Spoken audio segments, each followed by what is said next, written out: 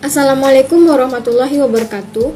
Kami dari kelompok 1 yang beranggotakan saya sendiri, Adifah Hayati dengan NIM 1916040036, Ayu Suryani dengan NIM 1916040034, Jihan Husni dengan NIM 1916040031, dan Fitri Wulandari dengan NIM 1916040026 akan mempresentasikan makalah kami yang berjudul Etika Profesi Akuntansi.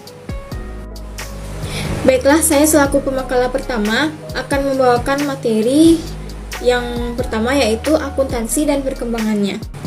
Praktik akuntansi di Indonesia dapat ditemui pada tahun 1747, yaitu praktik pembukuan yang dilaksanakan Ampion Society yang berkedudukan di Jakarta. Sistem pembukuan berpasangan atau double entry bookkeeping yang dikembangkan oleh Luca Pacioli. Kegiatan ekonomi pada masa penjajahan meningkat cepat selama tahun 1800-an dan pada awal tahun 1900-an.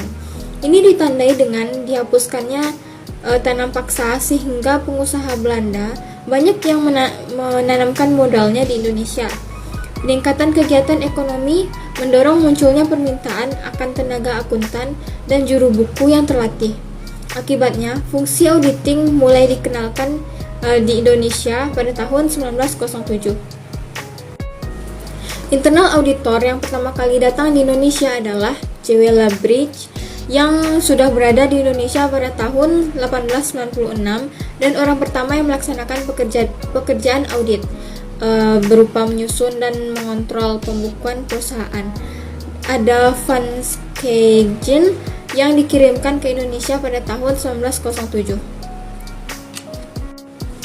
Pengiriman Van Schaigen merupakan titik tolak berdirinya jawatan akuntan negara atau Government Accountant Dienst yang terbentuk pada tahun 1915.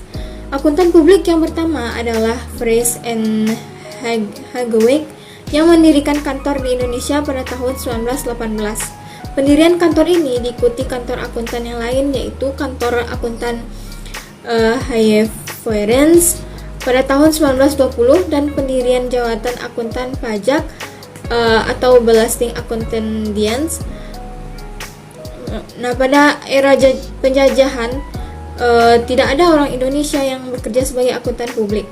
Orang Indonesia pertama yang bekerja di bidang akuntansi adalah J.D. Massey yang diangkat sebagai pemegang buku pada jawatan akuntan pajak pada tanggal 21 September 1929. Praktik akuntansi model Belanda masih digunakan selama era setelah kemerdekaan atau pada tahun 1950-an. Nasionalisasi atas perusahaan yang dimiliki Belanda dan pindahnya orang-orang Belanda dari Indonesia pada tahun 1958 menyebabkan kelangkaan akuntan dan tenaga ahli. Atas dasar nasionalisasi dan kelangkaan akuntan, Indonesia pada akhirnya berpaling ke praktik akuntansi model Amerika. Namun demikian, pada era ini, praktik akuntansi model Amerika mampu berbaur dengan akuntansi menurut Belanda. Selanjutnya, pada tahun 1970, semua lembaga harus mengadopsi sistem akuntansi model Amerika. Pada awal tahun 1990-an, tekanan untuk memperbaiki kualitas pelaporan keuangan muncul seiring dengan terjadinya berbagai skandal pelaporan keuangan yang dapat mempengaruhi kepercayaan dan perilaku investor. Nah, berbagai skandal tersebut telah mendorong pemerintah dan badan berwenang untuk mengeluarkan kebijakan regulasi yang ketat berkaitan dengan pelaporan keuangan. Yang pertama, pada September tahun 1944, pemerintah melalui IAI mengadopsi seperangkat standar akuntansi keuangan yang dikenal sebagai Pernyataan Standar Akuntansi Keuangan atau PSAK. Yang kedua, pemerintah bekerja sama dengan Bank Dunia atau World Bank melaksanakan proyek pengembangan akuntansi yang ditujukan untuk mengembangkan regulasi akuntansi dan melatih profesi akuntansi. Yang ketiga, pada tahun 1995, pemerintah membuat berbagai aturan berkaitan dengan akuntansi dalam Undang-Undang Perseroan Terbatas. Yang keempat, pada tahun 1995, pemerintah memasukkan aspek akuntansi atau pelaporan keuangan ke dalam Undang-Undang Pasar Modal. Baiklah, saya Ayusreni dengan NIM 1916040034 akan melanjutkan materi yang kedua, yaitu mengenai profesi akuntan. Saat ini yang dapat disebut sebagai akuntan adalah mereka yang telah lulus dari pendidikan strata 1 atau S1 program studi akuntansi dan telah memperoleh gelar profesi akuntan melalui pendidikan profesi akuntansi yang diselenggarakan oleh beberapa perguruan tinggi yang telah mendapat izin dari Departemen Pendidikan Nasional atas rekomendasi dari Organisasi Profesi Institut Akuntan Indonesia atau IAI. Bidang pekerjaan dan ruang lingkup tugas para akuntan ini bisa sangat luas dan beragam. Mereka dapat bekerja di sektor swasta dan sektor publik seperti BUMN, lembaga-lembaga negara, dan pemerintahan. Pada sektor swasta atau perusahaan dan lembaga non-pemerintahan, mereka bisa bekerja pada departemen bagian akuntansi, keuangan, anggaran, audit internal, dan bagian lain yang sejenis. Akuntan yang bekerja pada departemen atau bagian akuntansi sering juga disebut sebagai akuntan manajemen. Tugas pokok akuntan manajemen di dalam suatu organisasi antara lain melakukan proses pencatatan transaksi keuangan, memelihara catatan atas transaksi perusahaan, serta membuat laporan akuntansi secara periodik untuk disampaikan kepada manajemen organisasi. Dalam setiap organisasi, perusahaan dapat dibedakan dua jenis laporan akuntansi, yaitu laporan akuntansi keuangan atau lebih sering disingkat dengan laporan keuangan atau financial statement saja, dan dua laporan akuntansi manajemen. Mengingat bahwa laporan akuntansi diperlukan oleh masyarakat luas, maka kualitas laporan akuntansi tersebut menjadi sangat krusial. Sebelum laporan keuangan diterbitkan oleh manajemen sebagai alat pertanggungjawaban kepada para pemangku kepentingan, belum ada jaminan bahwa laporan keuangan tersebut telah disajikan secara wajar. Yang paling tepat untuk memberikan jaminan ini adalah pihak di luar manajemen yang kompeten dan independen. Pihak ini sering disebut sebagai akuntan publik yang fungsi pokoknya melakukan pemeriksaan umum atau laporan keuangan perusahaan sebelum diterbitkan sebagai alat pertanggungjawaban manajemen. Pemeriksaan oleh akuntan publik ini sangat penting karena walaupun departemen akuntansi dalam suatu organisasi atau perusahaan mempunyai kecakapan dan keterampilan dalam ilmu dan praktik akuntansi, namun karena posisinya di bawah manajemen perusahaan, maka berdasarkan persepsi pihak di luar manajemen, kedudukan akuntan perusahaan tersebut dianggap tidak independen. Fungsi pokok akuntan publik adalah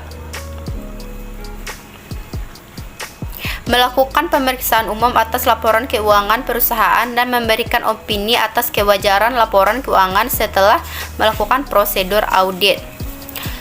Selain bekerja sebagai akuntan manajemen dan akuntan publik, para akuntan juga dapat bekerja sebagai auditor internal.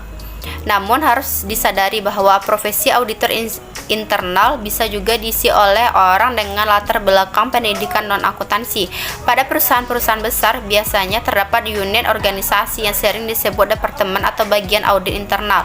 Lingkup tugas departemen audit internal bisa sangat luas, yaitu meliputi berbagai jenis audit antara lain audit keuangan, audit manajemen, audit ketaatan, investigasi khusus, audit sistem informasi, dan sebagainya. Tujuan penugasan audit keuangan adalah untuk menilai pelajaran dari laporan keuangan perusahaan, apakah telah disusun sesuai dengan standar akuntansi yang berlaku umum. Namun harus disadari bahwa dalam melaksanakan tugas audit keuangan ini, pihak auditor internal tidak berwenang untuk memberikan pendapat atas kewajaran laporan keuangan. Ia hanya bisa memberikan rekomendasi untuk menyempurnakan kualitas laporan keuangan. Tujuan dari manajemen audit adalah untuk melakukan penilaian atas kinerja organisasi, apakah kinerja organisasi tersebut mencapai tingkat efisiensi, efektivitas, dan keekonomian yang diharapkan.